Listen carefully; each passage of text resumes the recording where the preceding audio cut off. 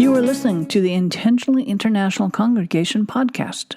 We are the Reverend Matthew Laferty, the Reverend Anitra, and the Reverend David Smith, three Americans living in Europe and involved with English-speaking congregations in non-English-speaking countries. We think that there's something interesting going on in these congregations, and we want to share what we learn with you. We're back to talk once again with the Reverend Jodi Fondell. This time, we're talking theology. We're talking about presence and what makes a church a community of God. Hi, welcome back. In the last show, Matthew and David and Jodi were talking a little bit more about the practicalities of how to be an international congregation in a time of COVID lockdown. But that's not the whole story. There's some very important theology and ecclesiology that goes on here. The American Church in Paris, have they also done virtual or online communion? Yes, we invited people at the beginning of the service. We reminded them this will be a communion service, so if you'd like to gather some elements at home, you're welcome to do so, especially when we weren't gathered at all, of course. Hi, this is Anitra. And in addition to being third member of the team with Matthew and David, I'm also the editor of this show.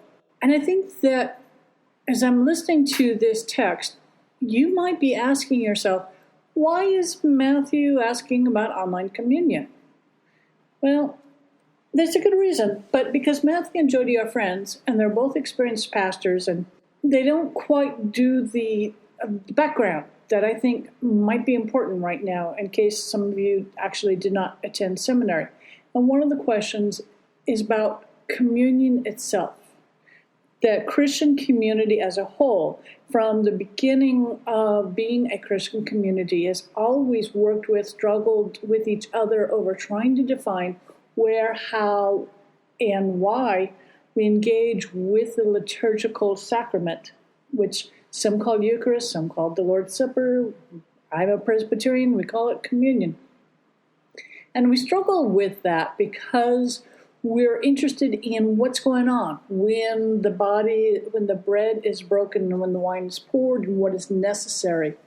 For my tradition, which is a Protestant tradition, a Presbyterian Church USA, there's a very strong emphasis that communion takes place in a real time, real place, real community, real people, so that it works with best or is the most effectively engaged with real time.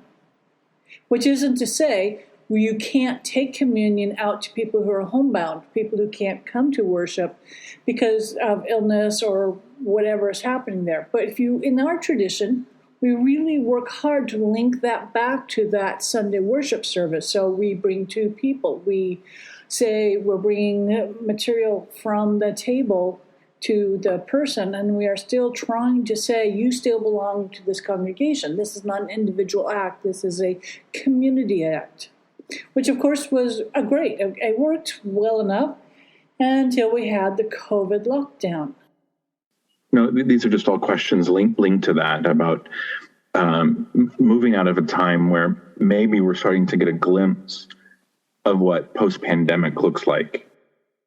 At least where I live, people are coming back. Life looks very different now than it did a year ago. Right. In terms of the pandemic, these questions about technology, about virtual online communion, gathered community, they take a different bent when we move out of post-pandemic, because that's no longer the justifier. Now we need to engage, I think, in some serious theological reflection, whether that's among the clergy leadership with the parish council, whether that's church-wide, or in some of our international congregations, they have judicatory structures that they're a part of, where some of that reflection is happening. I have strong views about it, Jodi, and I think you and I have talked about it, and I can imagine David does as well. But I think what you've had this experience of the last 2 years, which is set alongside over 30 years of pastoral ministry. Most of that time in your pastoral ministry, it's been serving English-speaking congregations in non-English-speaking countries, or serving international congregations in Europe, this maybe is the most unique in that time period because of what you came in expecting and how your ministry was shaped was vastly different.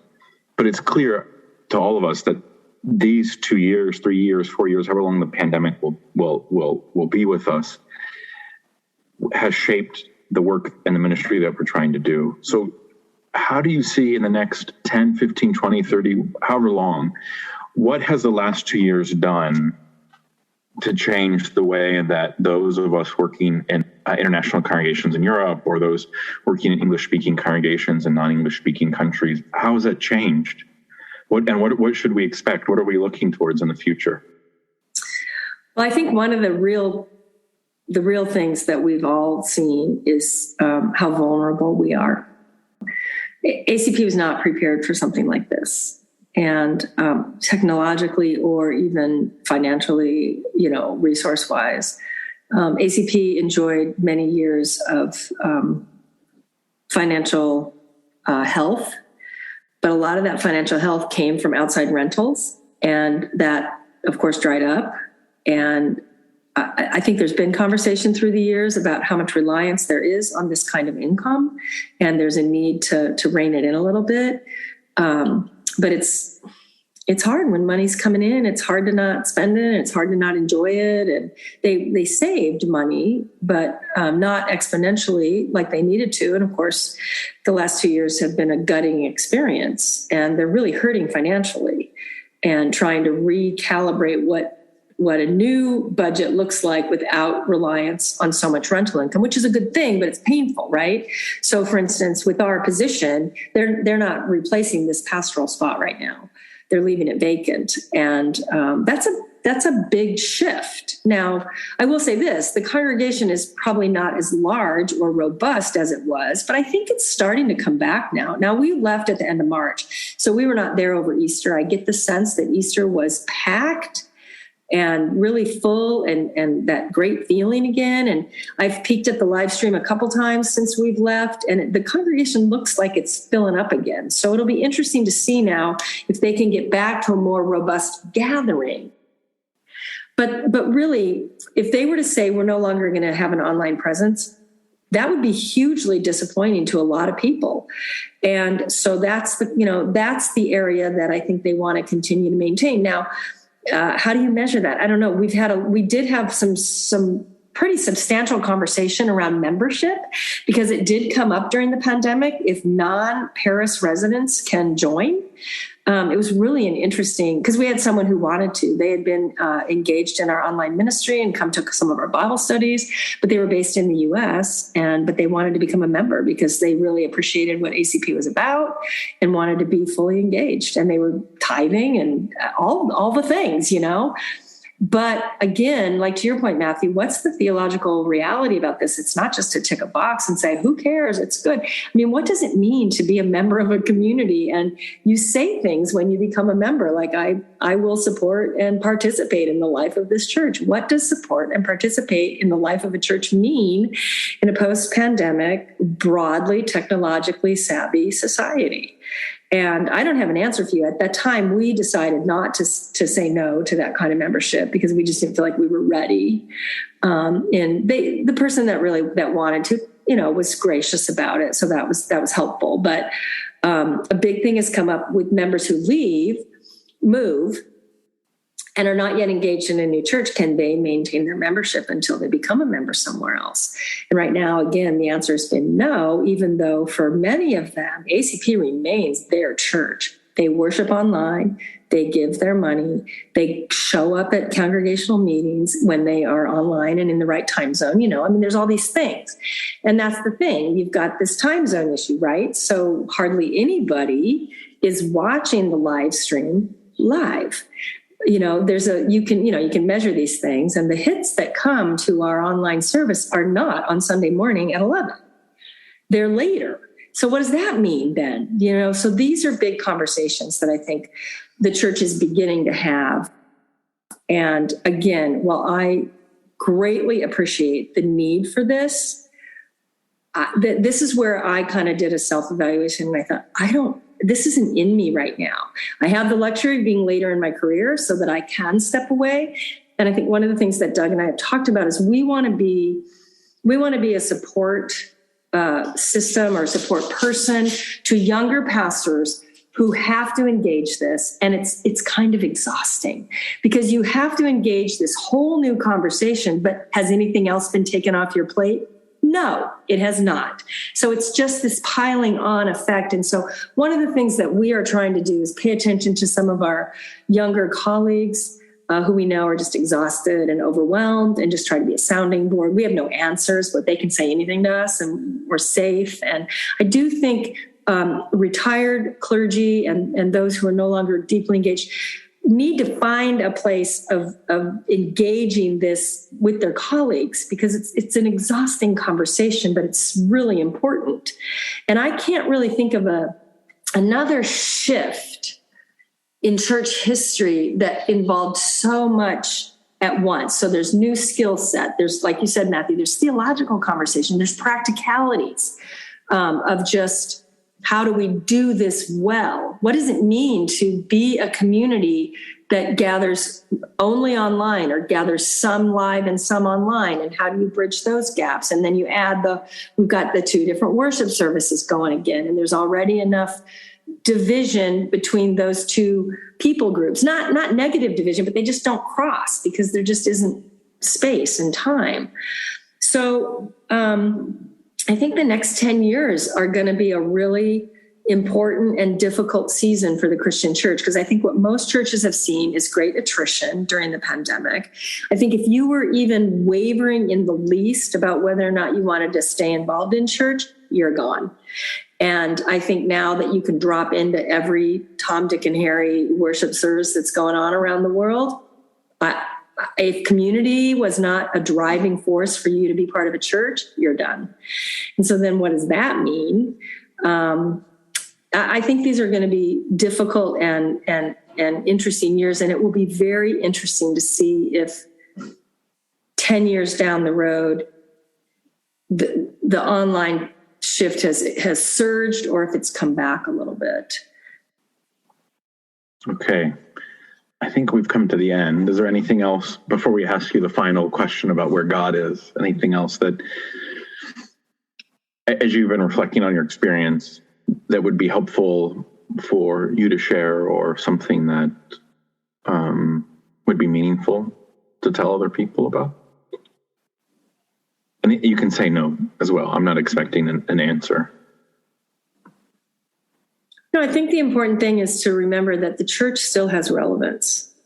The church is relevant in people's lives, and people are longing for it. I think the call and the task and the challenge for the church is how you find resonance in people's lives. So it's relevant, and we have to find resonance, and that those are harder questions, I think, today. Yeah. Good. When we first spoke to you, we were 2 months into the pandemic, May 2020. Now we're in May 2022, which also coincides with Eastertide, which is a time for us to celebrate the resurrection of Jesus Christ and for us to claim our new life in God. Where do you see God at work in the midst of the ministry at ACP? And in the work that congregations like ACP are English-speaking congregations in non-English-speaking countries? I think it relates a little bit to what I just said. I do think that people have a longing, and I believe the church can still be that place that can satisfy that longing. And I think that's where God continues to be at work. I think that God has made it clear, though, that he has entrusted the ministry of the church to us, and we have a deep responsibility to hear that call. And I believe that God wants us to be engaged socially. He wants us to pursue justice. He wants us to pursue righteousness. He wants us to pursue compassion. I believe that God wants the church to be all of that. And that's where I think that God is continuing to be active. I think through the message of the resurrection, is where we find our hope. There's still hope, even in the midst of terrible devastation. We can be hopeful that even in this devastating time, it is not forever.